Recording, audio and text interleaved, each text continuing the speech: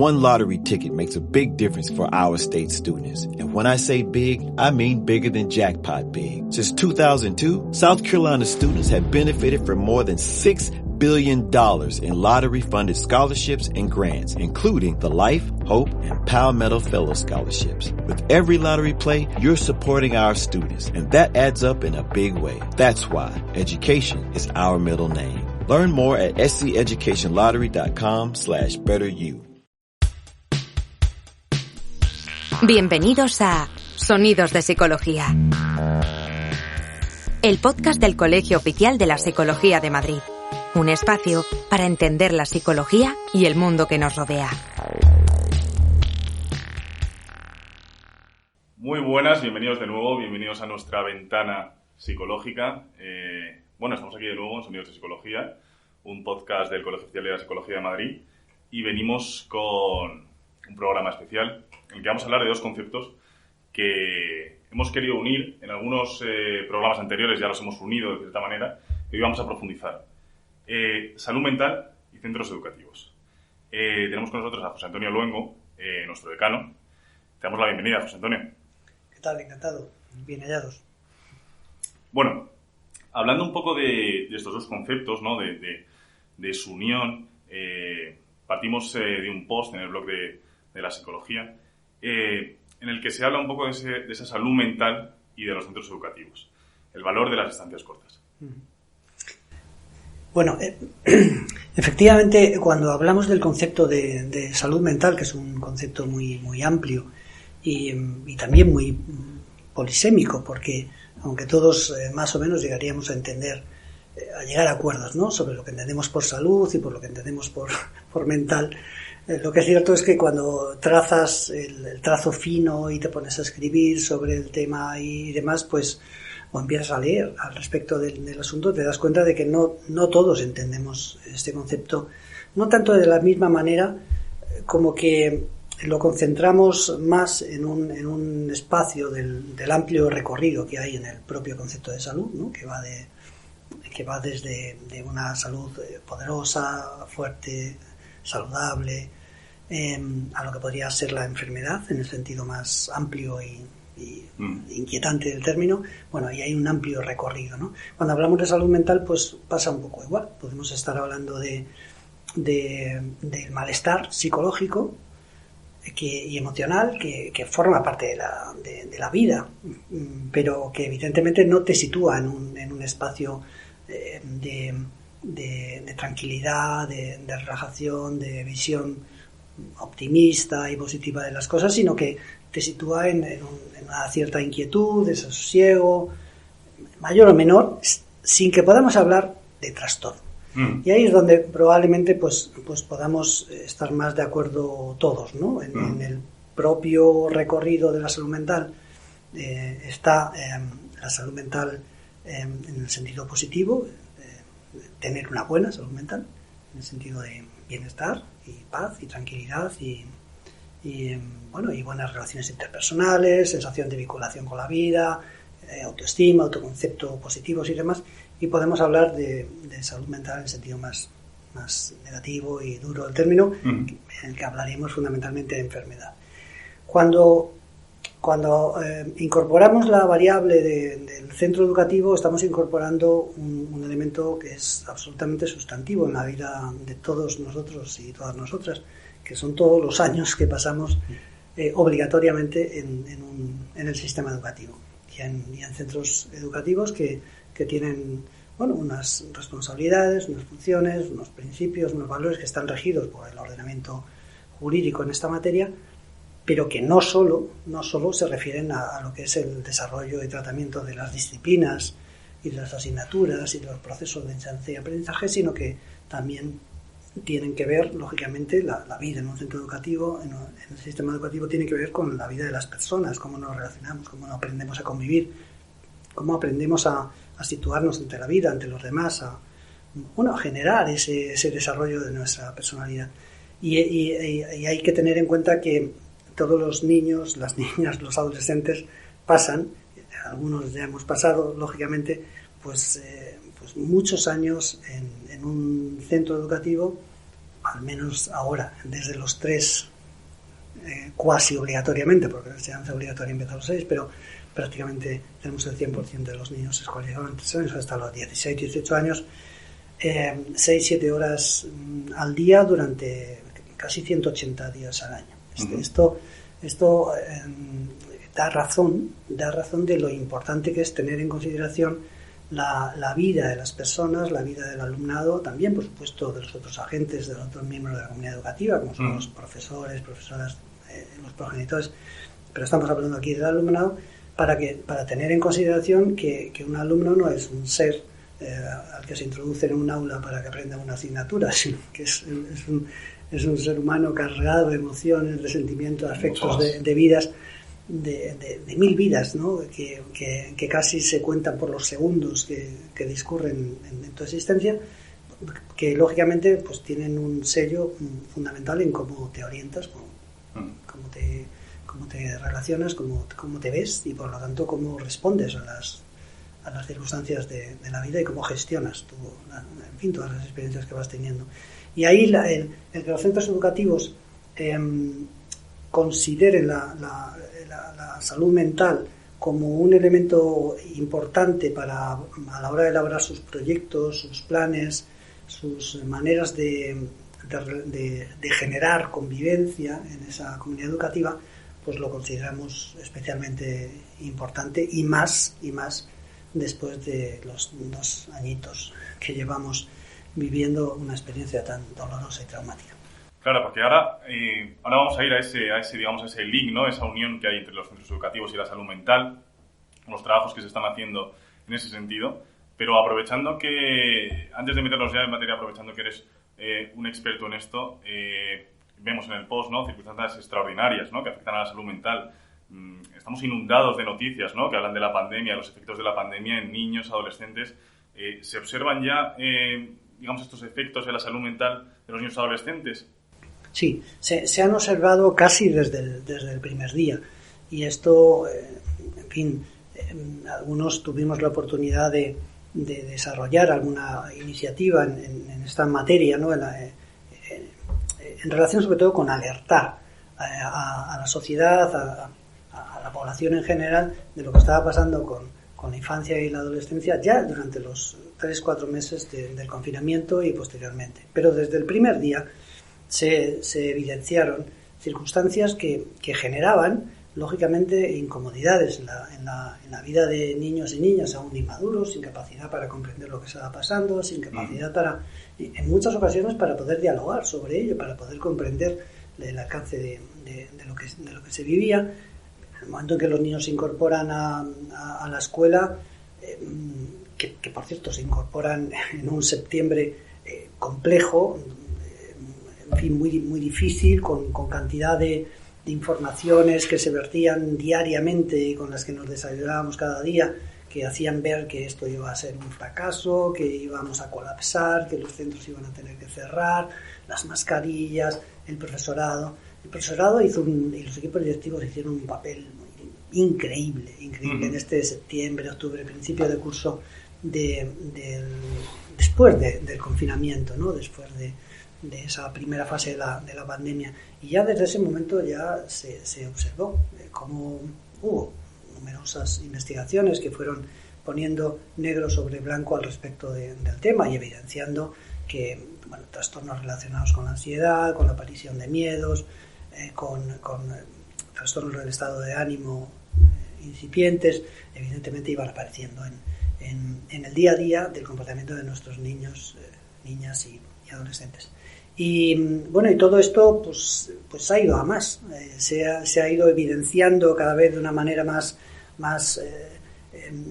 objetiva y muy ligada también a lo que han sido el análisis de la incidencia de los trastornos que se han ido diagnosticando en los distintos dispositivos de servicios especializados de salud mental, tanto en servicios de urgencias como en servicios normalizados. Se ha ido evidenciando que objetivamente afloraban un número de niños y de niñas diagnosticados que llamaban la atención, cual y cuantitativamente.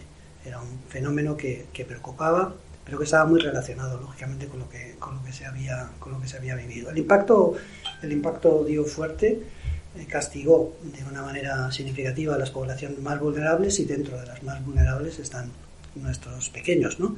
Pequeños y pequeñas. Y ahí están, y ahí es donde y ahí estamos, y ahí es donde de alguna manera surgen y emanan todas estas experiencias, y sobre todo maneras de enfocar el futuro a más corto plazo, para intentar no solo contrarrestar una dinámica verdaderamente desasosegante, sino sobre todo crear las condiciones para generar en las comunidades educativas entornos donde se cuide, se mime el desarrollo emocional de las personas a través de una filosofía basada en los cuidados, en la atención, en el acompañamiento, de manera que podamos dar un mayor encaje no solo a las dificultades que nos hemos encontrado, sino sobre todo en la promoción, y esto es muy importante, de la salud emocional de las personas, ¿no?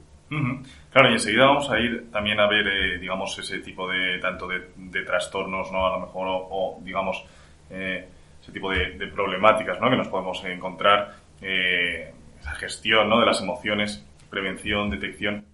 Vamos a verlo a través de diferentes documentos, ¿no? Pero antes, esa unión del centro educativo y la salud mental, ahí existe esa necesidad, ¿no? De incorporar, digamos, planes, ¿no? Diseños quizá ya preparados, ¿no? O algo, digamos, una buena base, ¿no? En ese sentido, que pueda unir, que pueda generar esa cohesión, ¿no? Y ese funcionamiento o ese cuidado, ¿no? De la salud mental dentro de los centros educativos. Existe el proyecto SICE, y nos gustaría que quizá nos desarrollaras un poco qué consiste, ¿no? Y cómo une estos dos conceptos. Muy bien, el proyecto SICE, que viene a significar Psicología en Centros Educativos, es un, iba a decir viejo, pero me quedo mejor con la palabra antiguo conocido del mundo de los proyectos de la psicología en general, fundamentalmente porque pone encima de la mesa la necesidad de que la psicología educativa, la psicología especializada en materia educativa, entre de una manera sustantiva y de una manera troncal en el sistema. Por muchos motivos. Ahora parece que todo el mundo puede entender, o casi todo el mundo puede interpretar, que es más evidente, pero esto se viene argumentando desde hace mucho tiempo.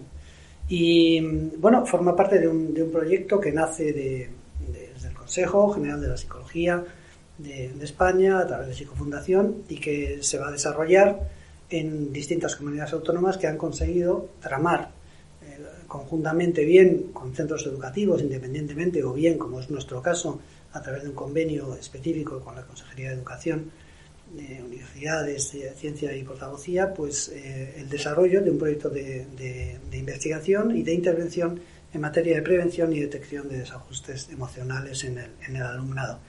Es un proyecto educativo muy a la carta, le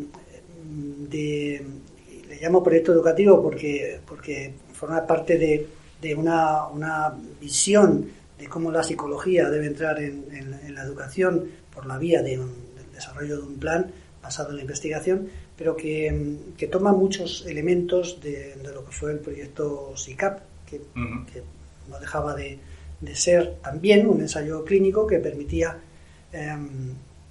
evidenciar, o que pretendía evidenciar, cómo la incorporación de la psicología en el sistema de atención primaria pues traía un buen número de beneficios, ¿no? de ventajas a lo que es el tratamiento de las personas en ese ámbito de desarrollo de la atención sanitaria. Pues en este caso pretendemos hacer también por esta vía un sistema de incorporación de la psicología educativa en el sistema a través de un proyecto muy interesante, que se trata fundamentalmente pues de hacer una selección de centros, de hacer un cribado de la salud emocional de nuestros alumnos y alumnas, de determinar cuáles son los alumnos que pueden tener una sintomatología subclínica en materia de la que estamos hablando, es decir, que no hayan hecho un trastorno, sino que estén en esa situación cercana, ¿no? al posible desequilibrio, desajuste, y a partir de ahí, bueno, pues crear grupos control y experimentales que permitan en los distintos centros, con todo el balanceo y con todo el soporte y la parametrización que una investigación en toda regla pues requiere, bueno, pues que nos permita evidenciar con criterio científico que un programa de ajuste emocional, de detección y de prevención de desajustes emocionales y de mejora en la gestión emocional, pues verdaderamente funciona.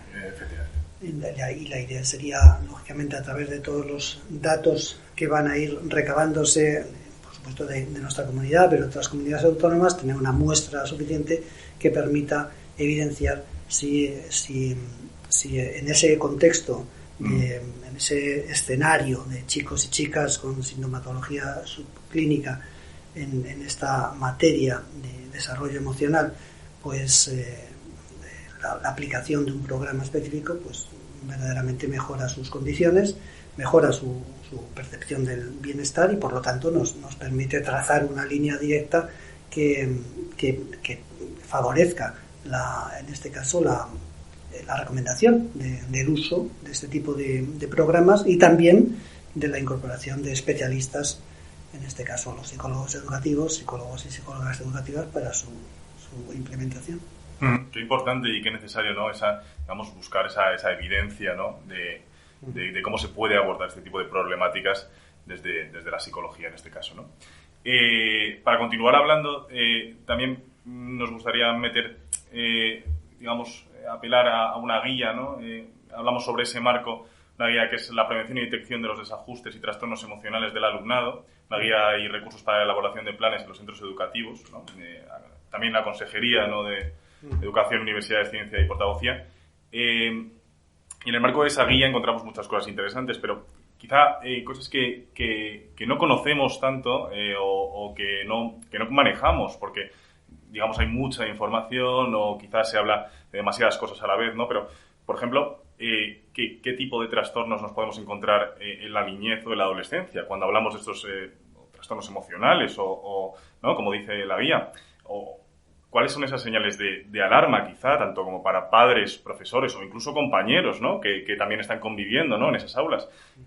¿Cómo nos damos cuenta de eso? ¿Cómo vemos y decimos, aquí puede haber un trastorno emocional o quizá un desajuste?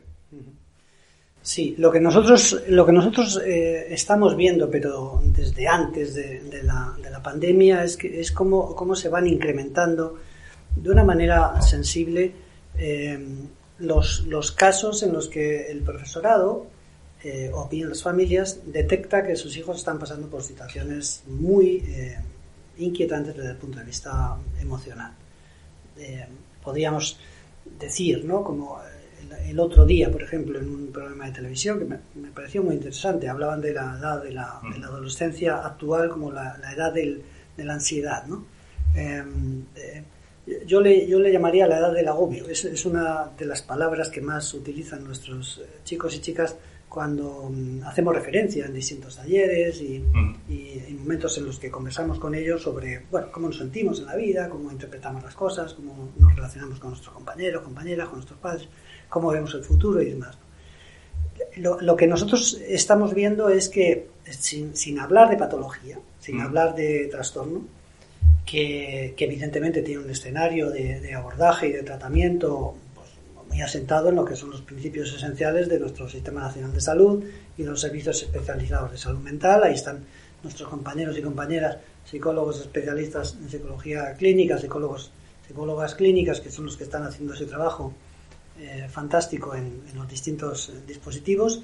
Psicólogos y psicólogas clínicas que tenemos también en atención primaria aquí en la Comunidad de Madrid. Tenemos 21 compañeros y compañeras que están haciendo un trabajo muy interesante en el ámbito de la prevención, pero también de la intervención, merced a ese proyecto del que antes hablaba, del proyecto SICAP, y que debe ser reconocido. Hay que decir, entre paréntesis, que estamos trabajando conjuntamente con la Gerencia de Atención Primaria desde nuestro colegio profesional para crear un marco que permita extender la cartera de servicios que ahora mismo prestan nuestros compañeros y compañeras, y generar un caldo de cultivo que permita la habilitación de nuevas propuestas en materia de crecimiento tanto cualitativo, es decir, una mejor prestación a las necesidades de la ciudadanía, de la que ahora mismo se puede estar prestando, y también un incremento de recursos, ¿no?, de efectivos personales. Pero bueno, lo que quería decir es que nosotros nos encontramos con muchos chicos y chicas que la vida están bien, ¿no? En fin, viven en sus casas, tienen sus cosas, sus vicisitudes, pero la adolescencia es una edad, lo comentábamos antes, muy vulnerable. Tenemos en nuestro país hay una franja de población de un 20, 25, 30%, más o menos podemos hablar en esa horquilla, de poblaciones muy vulnerables desde el punto de vista social, cultural, económico, poblaciones muy desfavorecidas, que se encuentran con muchas dificultades en muchos aspectos de la vida cotidiana.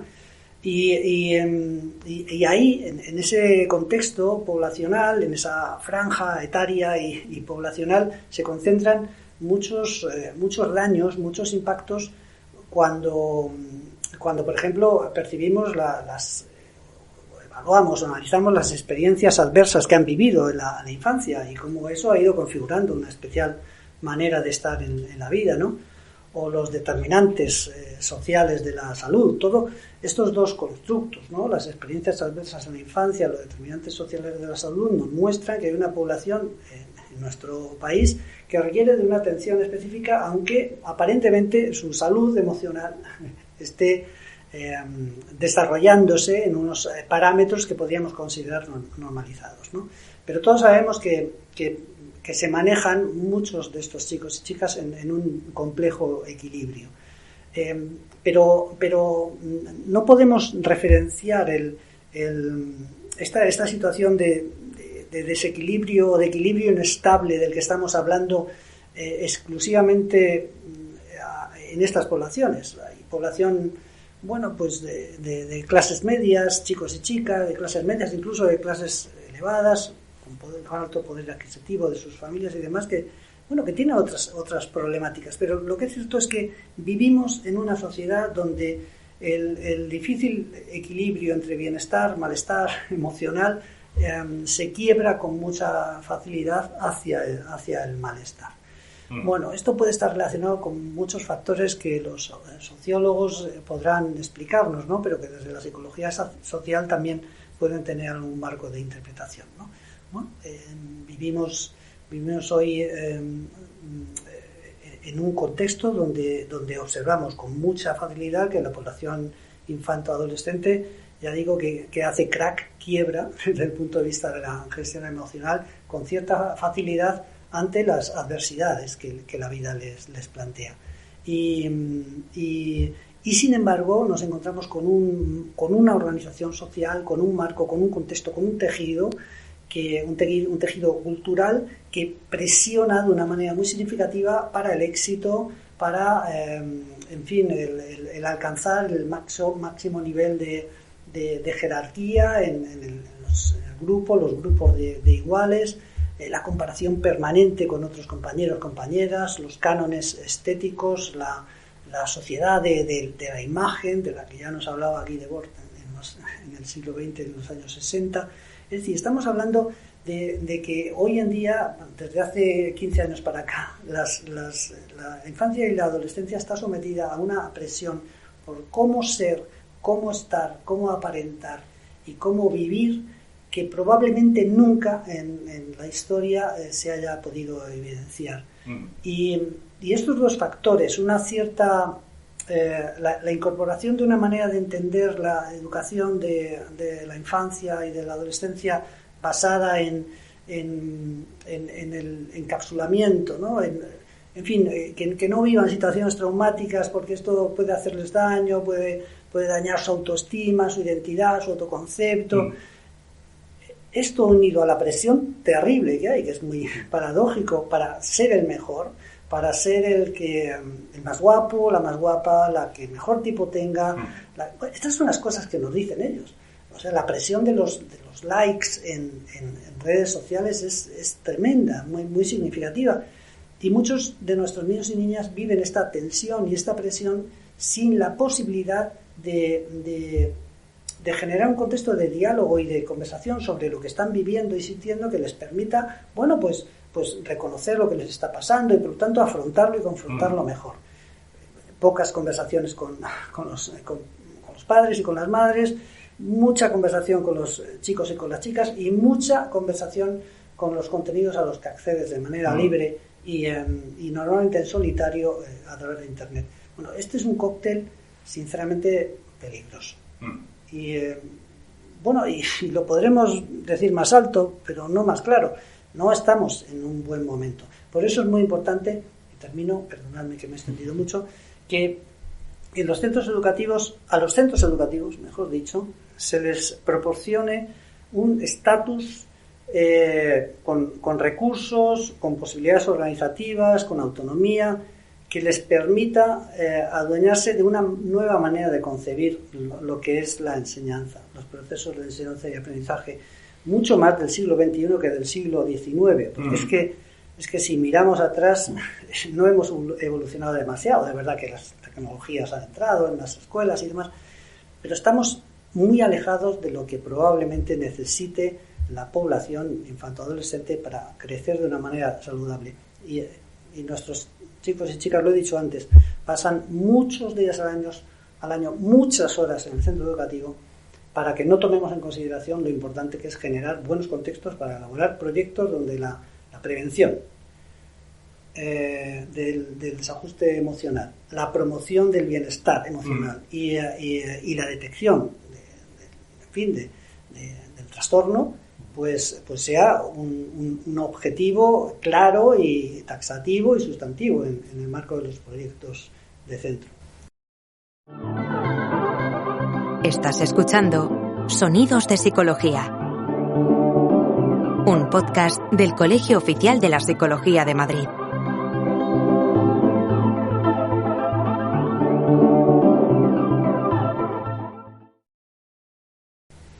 Claro, porque además solemos pensar en, por ejemplo, contextos educativos, y cuando nos viene a la mente un contexto educativo con sus estudiantes, rápidamente se nos suelen activar más personas, ¿no? En este caso, familia, profesores. Claro, digamos, estamos hablando de estos desajustes, ¿no? Por ejemplo, estamos hablando de esta gran presión que hay. Claro, ¿cómo vive eso, por ejemplo, un padre? Yo estoy seguro de que muchos de nuestros oyentes son padres o son profesores o pertenecen, digamos, a este campo.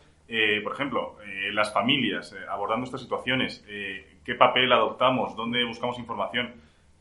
Psicólogos educativos, profesionales de la educación, profesores, ¿cómo les afecta a ellos, digamos, estas situaciones?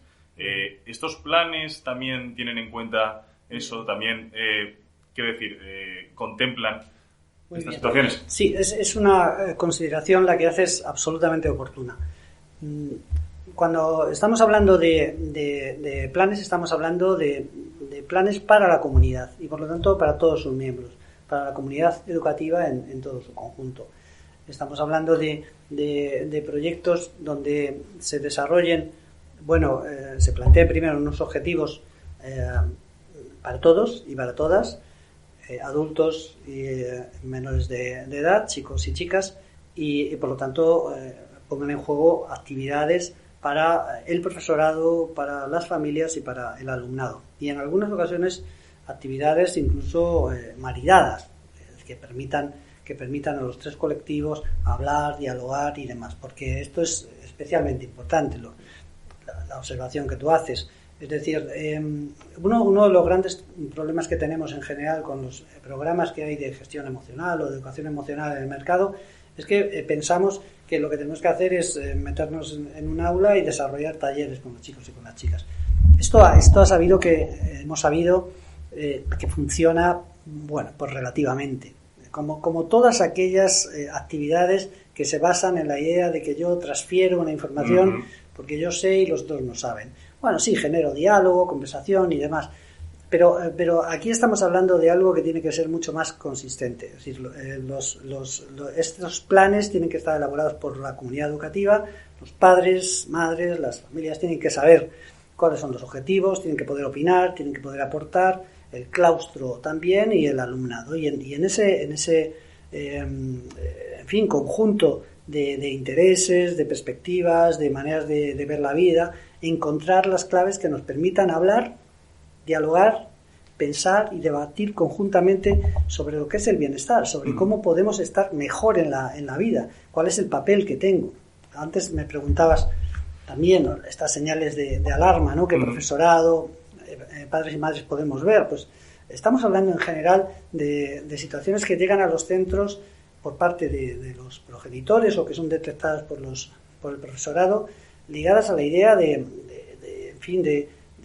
la baja autoestima, de complejos de inferioridad, de sentimientos que hacen pensar de las relaciones tóxicas entre compañeros y compañeras, de trastornos del estado de ánimo, de miedos, de inseguridades, de crisis de ansiedad, de esta percepción de que no llego, de que no puedo, de que no soy capaz de superar este momento, ligado, por ejemplo, a un desengaño afectivo, ligado a un problema de relación con los compañeros, ligado a veces a un problema en las calificaciones escolares y demás. Bueno, mis exigencias están por encima de lo que yo consigo, y que hacen que un crío, una niña, quiebre y entre en un proceso complejo por el que, en fin, por donde el sufrimiento se va abriendo camino, ¿no? Bueno, todos sabemos muy bien que el sufrimiento entra y no sabemos cuándo sale, si es que sale.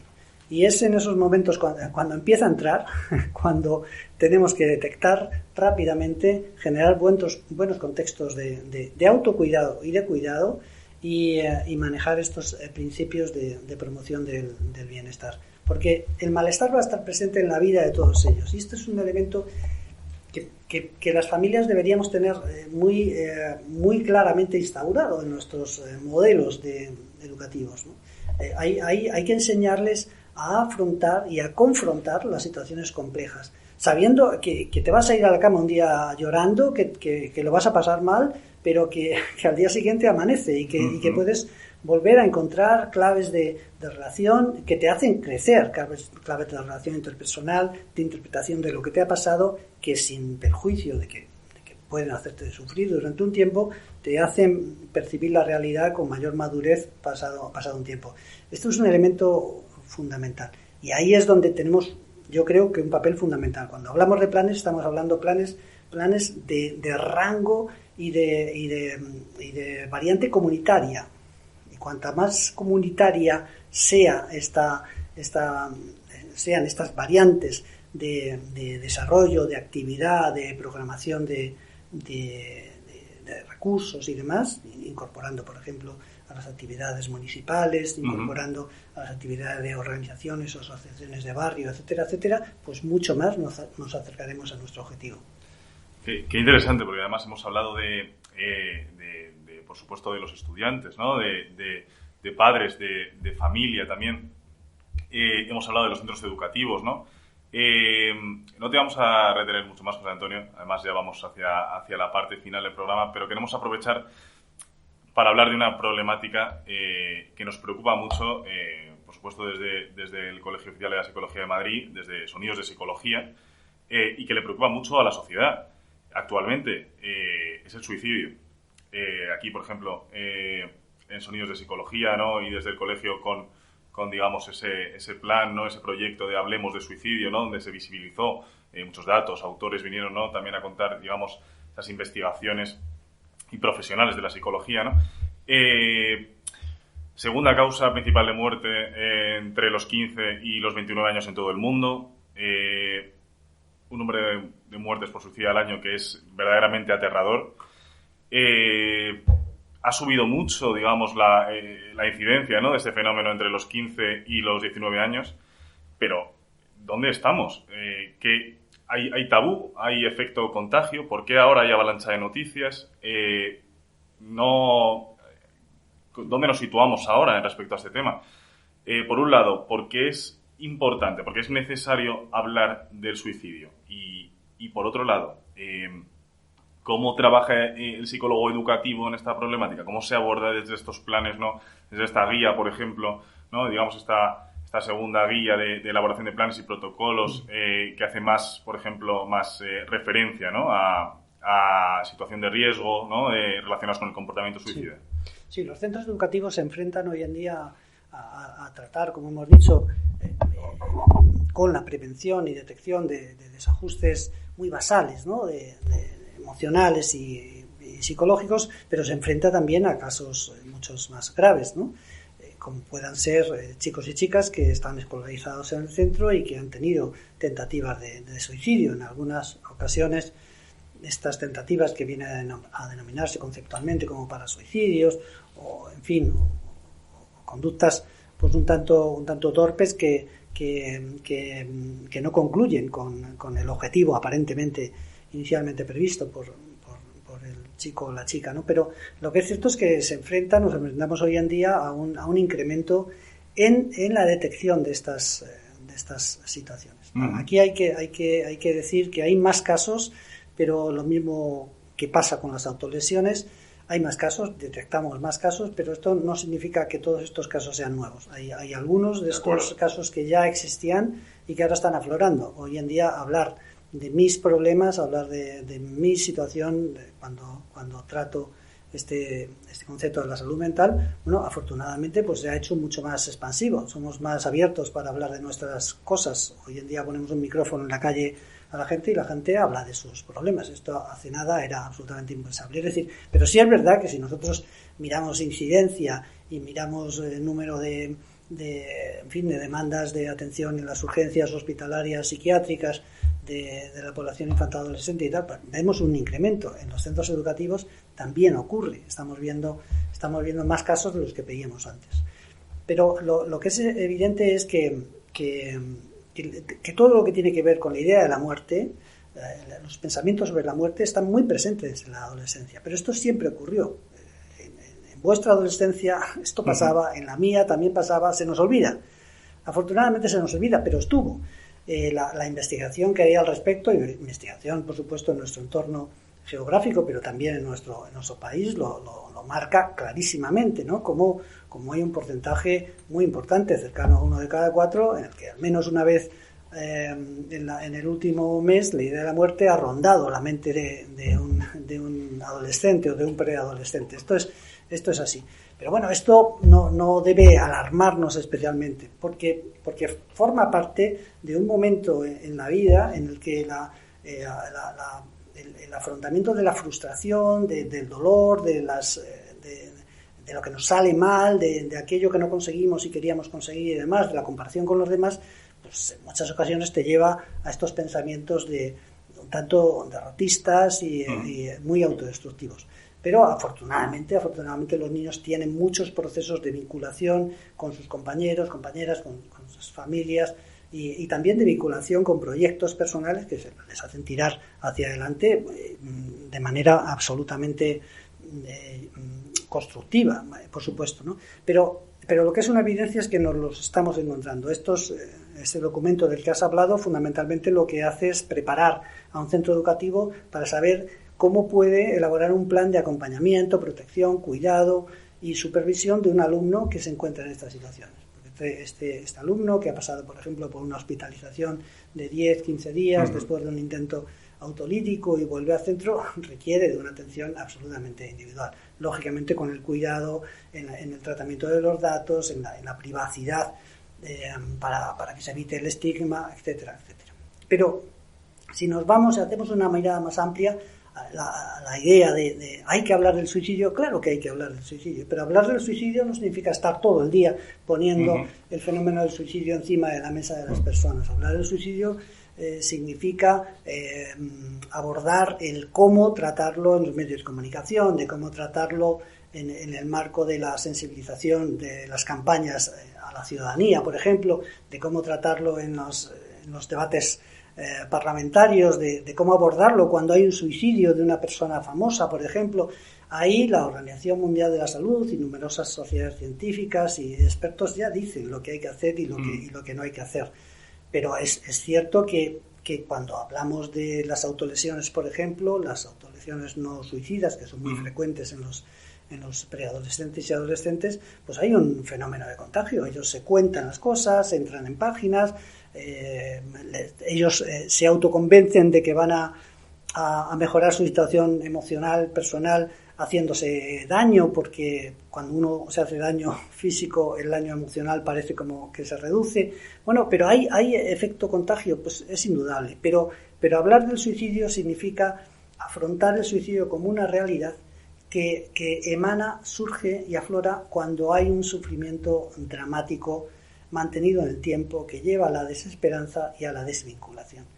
Y entonces la Organización Mundial de la Salud ya lo dice claramente: en los centros educativos, con los escolares, tenemos que abordar esta problemática, pero no necesariamente introduciendo en cada momento el concepto de suicidio para el debate, sino introduciendo bien lo que es el concepto de sufrimiento humano, de cómo situarse ante él, de entenderlo bien, de saber cómo pedir ayuda y sobre todo también de que aquellas personas que acompañan a la persona que sufre, saber cómo tienen que actuar para evitar el estigma y por lo tanto la revictimización de todas estas personas y ese profundo dolor que acompaña a las personas que en algún momento piensan en quitarse la vida. Entonces se trata de hacer un escalado más de lo que son los programas en general que hablan de la gestión emocional y demás. Tenemos que pasar a un nivel en el que la palabra sufrimiento, el concepto de sufrimiento, el dolor emocional y el desajuste psicológico aparezcan en los debates ordinarios de los chicos, para que ellos entiendan, los chicos y las chicas, para que ellos entiendan que podemos hablar de esto, que lo pueden contar, que alivia en muchas ocasiones, que tus profesores y tus profesoras también te hablan de su dolor. Y esto previene claramente conductas suicidas. Pero esto es algo que se sabe ya. Hablar del sufrimiento, encajarlo dentro de lo que es el debate de lo que son las relaciones interpersonales, que crea confianza, que crea vinculación y demás, ayuda a las personas a saber que cuando me encuentro en una situación tan desesperante como esta, puedo encontrar una salida porque he tenido la oportunidad de escucharlo, de hablar, de oír testimonios, de oír a personas que se encontraban en esa situación y no sabían encontrar ese túnel que les ha sacado de la oscuridad, ¿no? Qué interesante, porque además, bueno, por supuesto, todos los documentos disponibles de los que hemos estado hablando los dejamos, como siempre, en la descripción. Y ya llegando al final del programa, digamos que, bueno, por lo menos desde nuestro punto de vista nos quedamos con buenas noticias. La psicología está activa en esta problemática y está muy activa. Una incorporación necesaria, ¿no?, de la psicología a esos centros educativos. Estamos mejorando en la detección, estamos generando poco a poco más conciencia.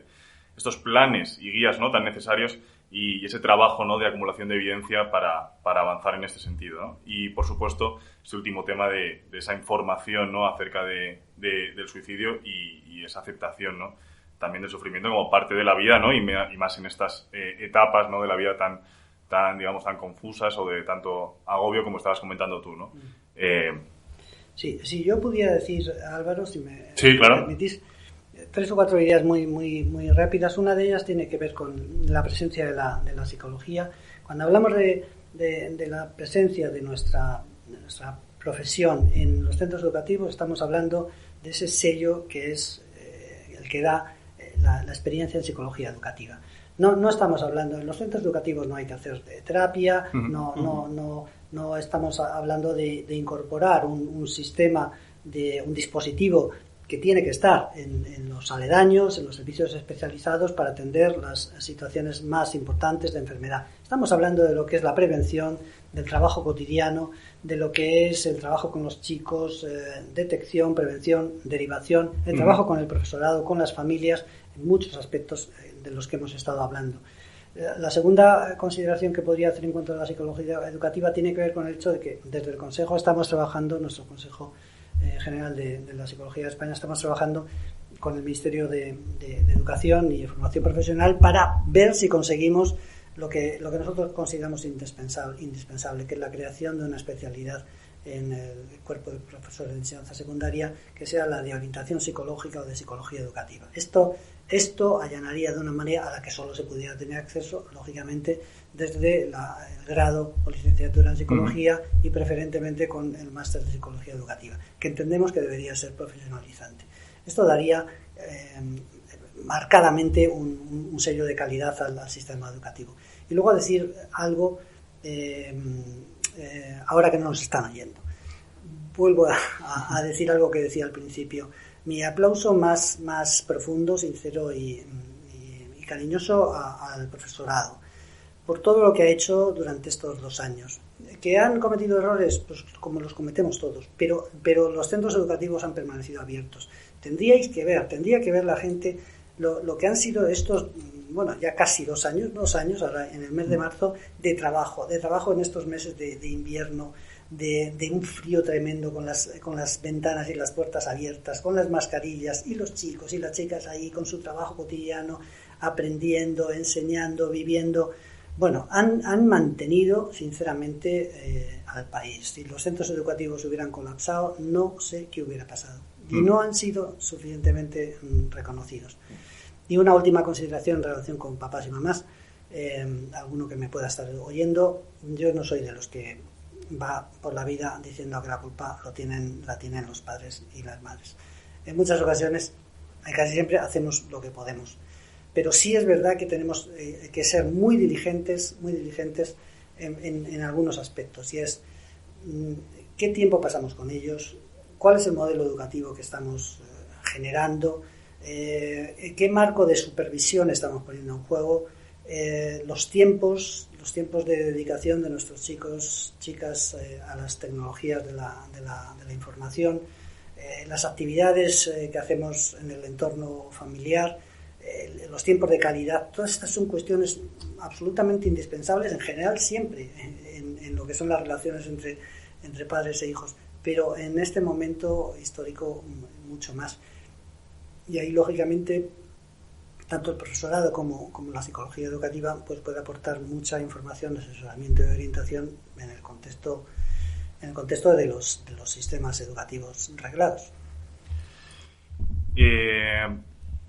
Ha sido tremendamente interesante, José Antonio. Yo creo que además estos últimos puntos nos lo llevamos como ese mensaje a casa, ¿no? que podemos sacar de este podcast.